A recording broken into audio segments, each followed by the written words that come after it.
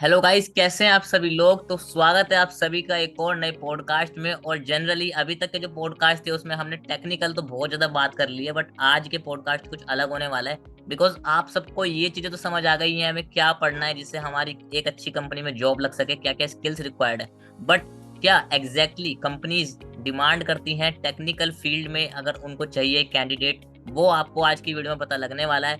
आज हमारे साथ हैं समर भाई। तो समर भाई, मैं आपका वेलकम करता हूँ हमारे चैनल के ऊपर। और मुझे उम्मीद है आज आपके नॉलेज से, एक्सपीरियंस से हमारे ऑडियंस को काफ़ी कुछ सीखने को मिलेगा, जानने को मिलेगा। तो सबसे पहले मैं चाहूँगा आप अपने एजुकेशनल बैकग्राउंड और इंट्रोडक्शन से शुरुआत करें। Okay, thank you Rishabh for inviting me to this interview. और मेरा नाम जैसा कि पता है आपको, समर सिद्दीकी है। एंड अगर मेरा बैकग्राउंड की बात करें, एजुकेशन बैकग्राउंड की, तो मैंने भी इंजीनियरिंग करी हुई है। But I am working as an HR and I have around 7+ years of experience. और 2016 में मैंने अपना इंजीनियरिंग कंप्लीट करा था। एंड देन ऑफ कोर्स थोड़ा जॉब इंजीनियर्स को आपको पता ही है, अगर आप IITs या NIT से नहीं है so you don't get a deserve job. और जब आदमी फ्रेशर रहता है तो आदमी का जो स्किल सेट होता है वो भी ये रहता है कि मैं तो भाई लाख रुपए से नीचे तो मुझे करनी ही नहीं है नौकरी। बट स्टिल, तो जब आपको मार्केट रियलिटी पता चलती है एंड एवरीथिंग, तो फिर unfortunately I was not getting the job which I wish that I could have got. So government exam की भी कुछ टाइम तक प्रिपरेशन करी, बट वो इट डिडंट वर्क वेल। सो 2016 में जैसे मैंने कंप्लीट करा इंजीनियरिंग, मई जून में I was completed with all the semester exams and everything. फिर 2-3 महीने मैंने टाइम दिया था, but it didn't work well. फिर I started looking for a job. तो मुझे जॉब ऑफर हुई थी विप्रो में एज एन HR। तो HR में का भी एक डिपार्टमेंट होता है, HRSS, जिसको ह्यूमन रिसोर्स शेयर्ड सर्विसेज बोलते हैं। तो बेसिकली उसमें काम रहता है कि जो बैकएंड का काम रहता है, file processing, background verification and everything, तो वो उसमें था मैं। फिर then within 1 year of time I moved into the onboarding part. Onboarding team का ये काम रहता है कि कोई भी न्यू एम्प्लॉय जब ज्वाइन करता है ऑर्गेनाइजेशन को, then you have to onboard the employ. सारी ज्वाइनिंग फॉर्मेलिटीज होगी, उसका लीव एंड अटेंडेंस एवरीथिंग, वो सारा हम लोग देखते थे। Then after working for 3 years, of course, Wipro is a very good company, but जहाँ तक कि पैसे की बात आती है तो उतना pay wise Wipro is not that good. और अगर आप सिंगल अर्नर हैं then I think you can not work for a longer period. But हाँ, अगर हस्बैंड वाइफ दोनों वर्किंग है तब फिर कोई दिक्कत नहीं है कि ठीक है, दाल रोटी चल जाती है। But I work for there around 3 years and then I moved to sector 82 in Noida only। NSCZ में कंपनी है साई फ्यूचर, जिसका खुद का डेटा सेंटर्स है। तो that was a very challenging job for me, because क्योंकि यहाँ पे विप्रो में क्या था कि HR का जो डिपार्टमेंट है that was a very vast department. जैसे कि आपका ऑनबोर्डिंग का डिपार्टमेंट अलग है, लीव एंड अटेंडेंस का अलग है, आपका एग्जिट ऑफ बोर्डिंग का अलग है, फिर बाकी HR बिजनेस पार्टनर्स अलग हैं। बट यहाँ पे ये चैलेंजिंग रोल था कि that the entire employ life cycle से लेके till the time of his joining till his exit, वो सारा मुझे ही देखना था। इवन उसका लीव एंड अटेंडेंस हो गया, तो प्लस वहाँ पे अब जैसे बड़ी कंपनीज में आपको एक्सेस कार्ड का ये अटेंडेंस रहता है कि एम्प्लॉय आता है तो अपना एक्सेस कार्ड लगाता है। बट इसमें ये था कि बायोमेट्रिक था, फिंगरप्रिंट था। बट इवेंचुअली अगर आप छोटी कंपनी ज्वाइन करते हैं, स्टार्टअप ज्वाइन करते हैं, तो बिल्कुल डेफिनेटली सीखने को बहुत कुछ मिलेगा आपको। सो जो भी इंजीनियर्स हैं, जो भी अभी पास आउट होने वाले हैं, उनको मैं यही सजेस्ट करूंगा कि आप स्टार्टअप में जाइए। एंड सेकेंडली उसमें ग्रोथ की भी चांसेस ज़्यादा है। दैट अगर आपको 2-3 साल हो जाएगा कंपनी में, तो आपके नीचे जो बंदे आएंगे उनको आप ट्रेन कर सकते हैं। You get promoted in and you get a growth in every sort of type like आपकी सैलरी अच्छी हो जाती है। प्लस थोड़ी सी ऑफ कोर्स आप जब थोड़ा मैच्योर हो जाते हैं कंपनी में, तो वो थोड़ा रिस्पेक्ट एलिमेंट भी बढ़ जाता है। जूनियर्स जो आते हैं वो फिर आपको थोड़ा you have the full knowledge to train them. तो एक ये स्टार्टअप का या छोटी कंपनी का ज्वाइन करने का फायदा होता है। हालांकि CY future has grown to a phenomenal journey रहा है since the time it has been started. और वो जो हमारे जो सीईओ रहे, ex CEO Anuj Berati sir, उन्होंने अपनी घर से स्टार्ट की थी वो कंपनी फ्रॉम जयपुर, एंड देन इस मकाम तक लाना अपने में एक बहुत बड़ी काबिलियत है। Then I work for there for around the next 3 years, और then recently I joined a gaming company which is Arise Solutions India Private Limited. तो इसमें then again every company has a different set of roles and parameters and challenges as well. तो जब मैं यहाँ पे join किया तो of course ये बहुत ही अमेजिंग कंपनी है। आई थिंक जितने भी बीटेक के जो अब इस साल जो कंप्लीट कर रहे हैं या जो आने वाले टाइम में जो बीटेक कर रहे हैं, उन सब के लिए I think gaming company is something कि वो लोग को जरूर ज्वाइन करना चाहिए in terms of salaries, in terms of learning, everything. क्योंकि ये जो गेमिंग कंपनीज ऐसी हैं कि जो कोविड में इनका जो टर्नओवर था वो डबल हुआ। You know, many companies were getting into layoffs and everything, but ये एक वाहिद ऐसी सेक्टर है जिसका रेवेन्यू वो हुआ क्योंकि लोग गेम खेलेंगे ही, गेम और फ्री टाइम में तो और गेम खेलेंगे, बिल्कुल एज सिंपल एज दैट। तो ये एक बहुत बड़ा अचीवमेंट होता है। तो आई थिंक गेमिंग इंडस्ट्री में आपको बहुत कुछ लर्निंग मिलेगी, और बहुत सारे गेम डेवलपर्स, मतलब जो भी जितने भी हम लोग के यहाँ हायर होते हैं वो मोस्टली गेम डेवलपर्स होते हैं, आर्टिस्ट होते हैं।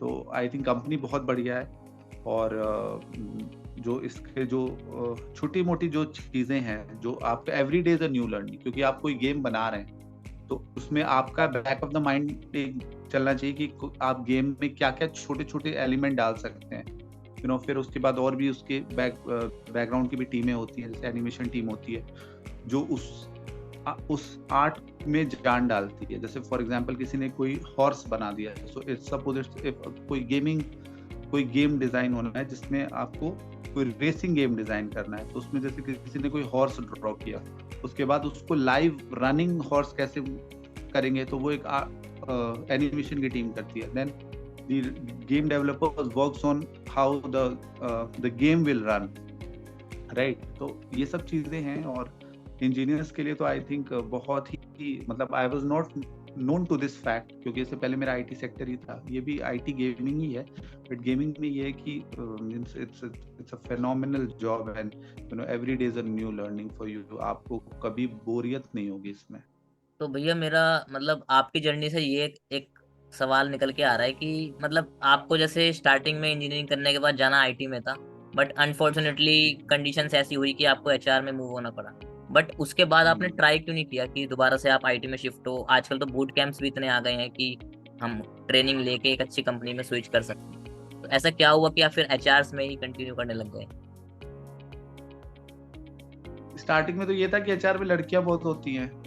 अच्छा। तो उसके ऊपर ऐसा कुछ था नहीं। एक्चुअली एचआर में भी बहुत लर्निंग है आपको, to be honest, jokes apart. तो जब मैंने ज्वाइन करा तो स्टार्टिंग का जो मेरा विप्रो का था वो उतना वो नहीं था, मतलब एनकरेजिंग नहीं था।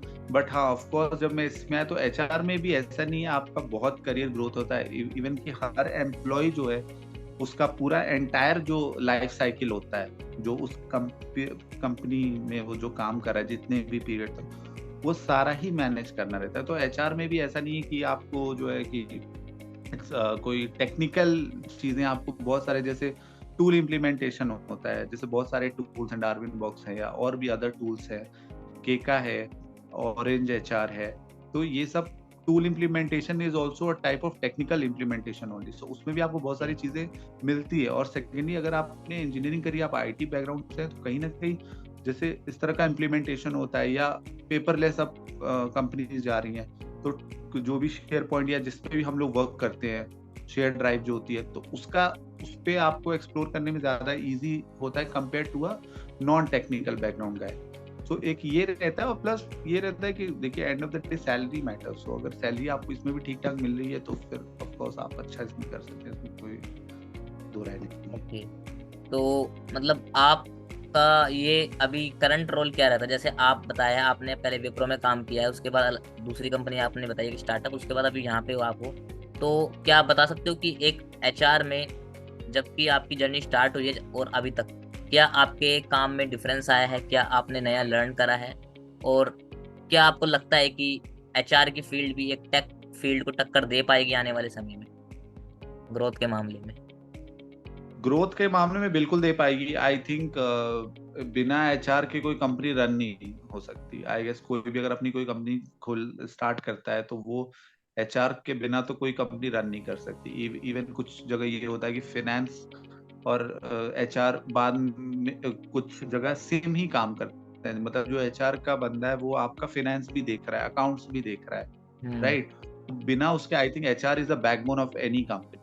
तो आने वाले पीरियड ऑफ टाइम में ऑफ कोर्स दोनों का जो होता है ना सर्वाइवल जरूरी है। तो वो तो उसमें तो कोई वो नहीं है। बाकी ये है कि coming back to your question, I think growth के मामले में और पैसे के मामले में भी ठीक है। अगर देखिए आप काम करते हैं तो फिर तो आपको उस तरह से होता है, तो you get rewarded for it. And secondly मेरा जो अभी इसमें करंट रोल है वो है बिजनेस पार्टनर का।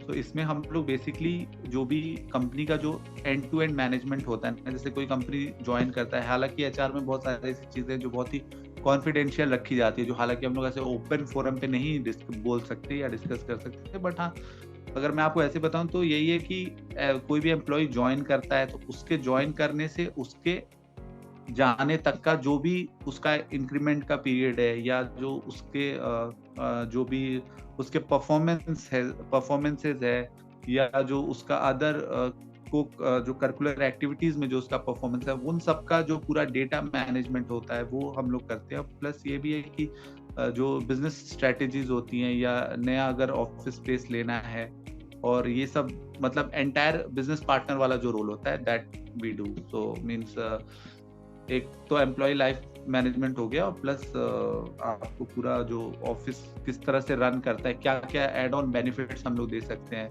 मेडिक्लेम में हम लोग क्या क्या दे सकते हैं, all these are covered under it. तो बेसिकली जहाँ तक मुझे भी समझ आ पा रहा है कि एक कंपनी की कल्चरल जो ग्रोथ होती है उसके लिए आपका पार्ट बहुत इंपॉर्टेंट है कि एम्प्लॉइज को हम कैसे एक सेटिस्फेक्शन लेवल दे सकते हैं, उसके लिए हम क्या क्या आइडियाज लेकर आ सकते हैं, मोटिवेटेड कैसे रख सकते हैं। राइट।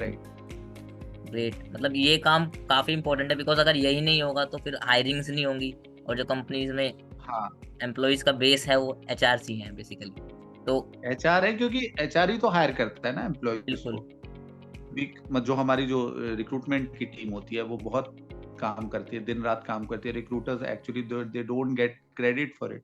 सो हम लोग जो बहुत क्लोजली देखते हैं कि मोस्टली रिक्रूटर्स की उतनी सैलरी पेड वाइज वो लोग उतने पेड नहीं होते हैं, बट ये still they give there more than 100%। सो वो जो दिन रात कॉल करके एम्प्लॉय से फॉलो अप करते हैं। फॉर एग्जांपल अगर मैं आपको ऐसे शॉर्टकट में बताऊं तो एवरी डे दे अलाइन 100 और 100 people on for the interview. इसमें से 10 सेलेक्ट होते हैं, उसमें से 2 ज्वाइन करते हैं, राइट? तो आइडियली उनकी जो टोटल मेहनत है 100 लोगों पे गई, बट उसका आउटकम क्या रहा है दैट ओनली 2 हैव डन। या कभी-कभी ये होता है वो एक भी नहीं करते, बिकॉज आजकल मार्केट में डेवलपर्स को इतनी ज्यादा सैलरी ऑफर्स है कि फॉर एग्जांपल अगर कोई डेवलपर है, इस पे एक मीम्स भी आई थी कि उसका जो करंट सैलरी वो ड्रॉ करा है वो 5 LPA का है, but he is asking for 50 LPA because he has 17 to 20 offers in hand. ठीक है, तो ये एक्चुअली फैक्ट बात है। तो बट हाँ, ये लेकिन ये कि एचआर का यही काम है और हम लोग को पूरी शिद्दत से हम लोग ये काम करते हैं। और ये फिर और वहीं पे काम खत्म नहीं होता एक्चुअली। व्हेन वो तो रिक्रूटमेंट का काम वहाँ पे एंड हो गया, उसके बाद से हम लोग we come into the play कि उसको कैसे उसके अंदर वो सेटिस्फैक्शन लेवल लाना है, उसको कैसे अपग्रेड करना है। The certification courses are there, managerial courses are there, अलग अलग जो वर्कशॉप्स होती है वो सब सारा कंडक्ट कराना एंड ऑल। तो जैसे अभी आपने बताया था कि gaming development is growing sector, मतलब ऐसी कंपनीज की बहुत डिमांड है।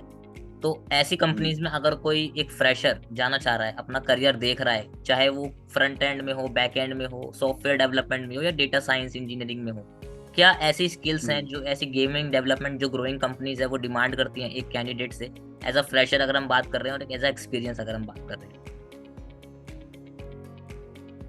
हाँ बिल्कुल। आई थिंक जो फ्रंट एंड का है या प्रोटोटाइप जो डेवलपर्स होते हैं उनके लिए, जैसे अब प्रोबेबली जैसे मेरे यहाँ जैसे यूनिटी पे होता है, जो यूनिटी पे काम होता है। बाकी Node.js जो है, ये सब की अगर कोई भी फ्रेशर अगर है, मैं तो बोलूंगा कि नोएडा में अगर आप है या दिल्ली एनसीआर बेस्ड आउट है, तो बहुत सारी ऐसी कोचिंग्स भी आज के टाइम पे है जो 3 to 4 मंथ्स का आपको बीटेक के बाद ये सारी लैंग्वेजेस सिखाते हैं, इवन डेटा साइंस का भी कोर्स कराते हैं। एंड बहुत सारे ऐसे, आई think you can get in touch with me, कि मतलब वो लोग प्लेसमेंट भी कराते हैं ठीक ठाक। अगर आप वो कोर्स करते हैं डेटा साइंस का, या आप उनका वो फ्रंट एंड का करते हैं, या ये जो फुल स्टैक का कोर्स करते हैं, तो दे गेट यू प्लेस्ड। तो ये भी आजकल देखिए, आजकल मार्केट में बहुत अपॉर्चुनिटीज है, और खासकर अगर आपने इंजीनियरिंग करी है, तो अगर वो आजकल कोई कॉलेज का भी उतना वो नहीं है। अगर आप कोई नॉर्मल कॉलेज से भी पास आउट करे हो, आपने नॉर्मल किसी एज अ स्टार्टअप में भी ज्वाइन कर लिया, छोटी मोटी कंपनी में ज्वाइन कर लिया एज अ डेवलपर, आने वाले टाइम में मैं आपको लिख के दे सकता हूँ कि आने वाले 5 साल में आप नहीं तो नहीं 20 लाख का, 30 लाख का पैकेज पा सकते हैं, अगर फुल डेडिकेशन, बिना किसी ऑफिस पॉलिटिक्स में इन्वॉल्व हुए, बिना किसी लड़कीबाजी में इन्वॉल्व हुए, if you work with full focus. क्योंकि ये एज होती है कि you know when you get passed out, so you get distracted by all this things. But अगर आप वो सब चीजों को साइडलाइन करके देखें ना, तो आप अगर पूरी शिद्दत के साथ मन लगा के काम कर रहे हैं, और then in the next 5 years definitely you will be on 25 to 30 lakh LPA, that is for sure। हाँ, हालांकि ये है कि हैदराबाद, बैंगलोर, ये सब में थोड़ा ये आईटी सेक्टर है, तो वहाँ पे थोड़ा सा पे स्केल ज्यादा है, लेकिन वहाँ कॉस्ट ऑफ लिविंग भी ज्यादा है। यहाँ पे अगर थोड़ा पे स्केल कम है, क्योंकि ये भी एक क्वेश्चन आता है कि सारे जो आईटी सेक्टर हैं वो बैंगलोर, हैदराबाद है, डेवलपमेंट सेंटर्स वहाँ बन रहे हैं, लेकिन ये कि अगर आप वहाँ रिलोकेट करते हैं, तो वहाँ पे आपको सैलरी तो जाहिर सी बात है थोड़ा सा यहाँ से 5-6 लाख एक्स्ट्रा मिलेगा, बट ठीक है, वो उतना आपका वहाँ पे कॉस्ट ऑफ लिविंग भी बहुत हाई है। बैंगलोर में you will get a normal flat on rent for around 30 to 40,000, यहाँ आपको 20,000 में भी मिल जाएगा। मिला जुला के बात वही हो जाती है। हाँ, मतलब वही पड़ जाता है, चाहे आप वहाँ पे करो, वहाँ बस नंबर्स का वो हमें देख के लगता है कि थोड़ा सा ज्यादा सैलरी है, लगता है कि हाँ, राइट। हाँ, तो अब मेरा मतलब नेक्स्ट क्वेश्चन इससे निकल के आता है कि जैसे आप इतने टाइम से एचआर फील्ड में हो, तो आपको ये पता भी होगा कि आपके पास ऐसे डेली कैंडिडेट्स आ रहे हैं या आपके कलीग्स इंटरव्यू ले रहे हैं, कि एग्जैक्टली क्या आप एचआर से, जो लोग होते हैं एचआर जो हायर करता है एक कैंडिडेट में, क्या उसे ऐसी चीज होती है जो इम्प्रेस कर जाती है, उसके रिज्यूमे में ऐसे क्या होता है, या फिर उसका इंटरव्यू या कम्युनिकेशन स्किल, मतलब क्या ऐसे पॉइंट्स हैं जो आप हाईलाइट करना चाहोगे? देखिए Rishabh, it's a very good question that you've asked, and I think everybody should listen to it and implement it. So of course, you know, सबसे पहली चीज होती है communication skills, that is for sure. But हाँ, developers में अगर आप experience हो जाता है अगर आपको, तो अब आज के टाइम पे क्या हो रहा है कि अगर आपको 5 साल का एक्सपीरियंस है, सो कम्युनिकेशन देखा जाएगा, बट उतना नहीं देखा जाएगा। They will give you a task. आजकल इंटरव्यूज में टास्क दिए जा रहे हैं कि आप ये टास्क करो, और अगर आपने वो कोडिंग कर दी, अगर आपने वो कर दिया, तो वो जो टेस्ट अगर आप पास कर लेते हैं, then there is no issues. हाँ, फ्रेशर लेवल में कम्युनिकेशन का बिल्कुल एक बैरियर आता है। अगर आप एज अ फ्रेशर हैं, तो आपको थोड़ा सा अपनी कम्युनिकेशन पे काम करना पड़ेगा। हाँ, हालांकि आप कहीं पे अगर एंटर करके आप अपना एक्सपीरियंस ले लेते हैं 2-3 साल का, तब आपको कहीं ना कहीं वो नहीं होगा, क्योंकि आपको एक टेस्ट अलॉट किया जाएगा, और अगर आप वो टेस्ट पास कर लेते हैं, तो फिर नेक्स्ट राउंड के लिए आप जाते हैं, जो कि टेक्निकल राउंड होता है। उसमें आपको कम्युनिकेशन से कोई मतलब नहीं होता, टू बी ऑनेस्ट। हाँ, फ्रेशर लेवल पे ये चीजें हैं। और एक चीज मैं और ऐड करूंगा कि सर्टिफिकेशन कोर्सेज आप कर लीजिए, जैसे कि आजकल उसके लिए भी Rishabh, you can contact me. बहुत सारे ऐसे हैं जिससे फ्री ऑफ कोर्सेज अवेलेबल हैं, जैसे कि if I remember as of now, mindluster.in करके एक वेबसाइट है जिसमें सारे टेक्निकल कोर्सेज अवेलेबल हैं, that is free of cost. तो उसमें आप सर्टिफिकेशन कर लीजिए, और जैसे आप अपने रेज्यूमे में, और सबसे एक और चीज जो मैं कहीं मिस आउट ना कर जाऊं, उस रेज्यूमे का टेम्पलेट जो है, रेज्यूमे का टेम्पलेट बहुत सारे वेबसाइट आजकल आ गई हैं जो एआई के थ्रू आपकी रेज्यूमे बना देते हैं। जैसे आपको kickresume.in है, तो इसमें क्या है कि आपको बस इनपुट डालने हैं, आपके रेज्यूमे बन के आ जाएगा। हालांकि उसमें बहुत ही पेड टेम्पलेट्स भी हैं, उसमें बहुत फ्री टेम्पलेट्स भी हैं, बट हाँ, वो जो टेम्पलेट है ना, जो एआई के थ्रू बन के आएगा, उसमें ये कि वो आपको जब लिंक्डइन या आप नौकरी पे अपडेट करेंगे, तो वो जल्दी, जो हम लोग जो स्किल्स डालते हैं ना जो नौकरी पोर्टल पे, जैसे कोई भी रिक्रूटर अगर किसी को उसको डेवलपर हायर करना है तो वो स्किल्स डालेगा उसका, तो वो जो एआई के थ्रू वो जो सीवी का टेम्पलेट बन के आया ना, तो वो उसपे मोर विजिबल होगा।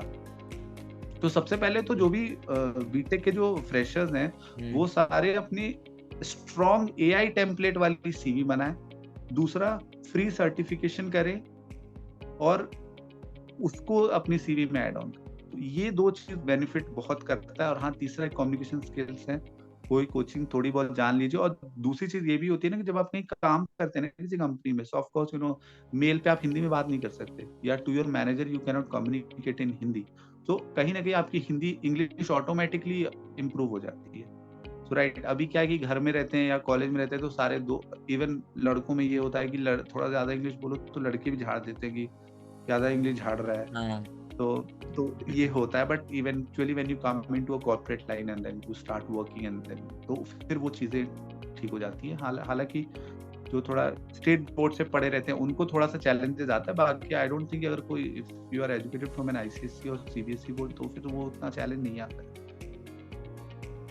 ठीक है, तो मतलब काफी चीजें एक्सप्लेन करी है आपने और स्टूडेंट्स को भी अब क्लियर हुई होंगी। अब बात कर लेते हैं थोड़ा पैसे की, क्योंकि अल्टीमेटली आजकल सब पैसे के पीछे ही भाग रहे हैं और जरूरी भी हो चुका है, क्योंकि हर चीज में आपको पता है कितना ज्यादा एक्सपेंसिव हो चुका है लिविंग। तो राइट। अब जैसे आप एचआर फील्ड में इतने टाइम से हो, तो मैं आपसे एक एडवाइस लेना चाहता हूँ उन स्टूडेंट्स के लिए जो सोचते हैं कि यार हम तो फ्रेशर, 12 लाख का पैकेज, 15 लाख का पैकेज, 25 लाख का पैकेज, जो यूट्यूब के वीडियोस देख के इंस्पायर हो जाते हैं और उन्हें रियलिटी से अंदाजा नहीं होता, मतलब वो इस चक्कर में छोटी जॉब छोड़ देते हैं। तो क्या एक ठीक सैलरी कही जाएगी कि उनको ले लेनी चाहिए एज अ फ्रेशर अगर उन्हें एक कंपनी में रोल मिल रहा है? देखिए ऋषभ, एक्चुअली ये होता है ना कि जो 20 से जो 18 से 20 और 22 वाली जो एज होती है ना, उसमें हम लोग बहुत ज्यादा ख्याली पुलाव बनाते हैं कि हम ये कर लेंगे वो कर लेंगे एंड ऑल दैट, कि विल नॉट एक्सेप्ट 50,000, 50,000 भी उस टाइम पे कम लगता है, राइट। बट कहीं ना कहीं जब आप 1 साल बैठ जाते हैं, 2 साल बैठ जाते हैं, हालांकि मैंने ड्रॉप लिया नहीं क्योंकि इवेंचुअली मेरा ये है कि my father was a banker, so he was getting retired in 2016, so I had no other option। तो मेरा पहले ही माइंडसेट था घर वालों से कि भाई तुम अपना देख लो, जिसका बिजनेस होता है then they get into a job, फिर वो नहीं, it didn't work out, so वो फिर फैमिली बिजनेस को ज्वाइन कर लेते हैं। लड़कों में ये चीज है कि वो जो पीरियड होता है ना, उसमें अगर आपको अपने माइंड को कंट्रोल करना है, क्योंकि उस टाइम 50,000 की सैलरी 1 लाख की भी कम लगती है कि अरे ये तो मैं ऐसे कमा लूंगा, ये तो मैं ये कर, और फैंसी आइडियाज इतने होते हैं कि वो पानी पूरी वाला 50,000 कमा रहा है तो मैं भी पानी पूरी की लगाऊंगा, मैं बिरयानी की खोलूंगा। ये फैंसी आइडियाज बहुत अच्छे लगते हैं, लेकिन जब वो इम्प्लीमेंट जब आप करो तो एकदम आप फेल हो जाते हो। तो मैं यही सजेस्ट करूंगा कि आई थिंक आज के दौर में अगर फ्रेशर लेवल पे आपको 20 to 30, I am being honest, 35 मैं बोलने वाला था, लेकिन इन बिटवीन अगर 20 to 30 आपको मिल रहा है ना, then just go for it. I don't think कि वो एक ठीक है। स्टार्टिंग के 1-2 साल में स्ट्रगल रहता है, सबका ही रहता है, और वो 1-2 साल में आप सर्टिफिकेशन देखिए, फ्री सर्टिफिकेशन है, फ्री कंसल्टेशन है, यूट्यूब पे तो इतना है कि वो बताया नहीं जा सकता। और किसी के झांसे में मत आना कभी। किसी से लोग ये कहते हैं कि आपको कि आप ये तो सिर्फ 20,000 की जॉब कर रहा है, या तो don't listen to them, don't look at them. आप अपना करिए, इंशाल्लाह जरूर 1-2 साल में आपको वो खुद फर्क दिखे। आप अगर 20,000 या 30,000 पे स्टार्ट करें, in the next 2 years definitely if you are working with full dedication then you would be on I guess 50,000 60,000। और जैसा basically fresher is a grade that you are starting as a very junior level, right. आने वाले 1-2 साल में आपका promotion भी होता है, so the salary bracket is according to that as well. So for example अगर कोई एग्जीक्यूटिव लेवल पे ज्वाइन कर रहा है तो उसका ब्रैकेट ही है 15 से 20,000 या 20 से 30,000। लेकिन जैसे जैसे आपका बैंड बढ़ता है तो वो सैलरी ब्रैकेट भी तो चेंज हो रहा है ना। तो आप ये भी देखिए, आप कल को लीड प्रमोट होते हैं, असिस्टेंट मैनेजर होते हैं, मैनेजर होते हैं, तो आपका ग्रेड बढ़ रहा है तो आपका सैलरी ब्रैकेट भी तो चेंज हो रहा है ना। So it's like that. और हाँ, right from day one start saving some money. 1,000 रुपए ही बचाओ, बट मेक श्योर दैट वो पैसे बचाओ।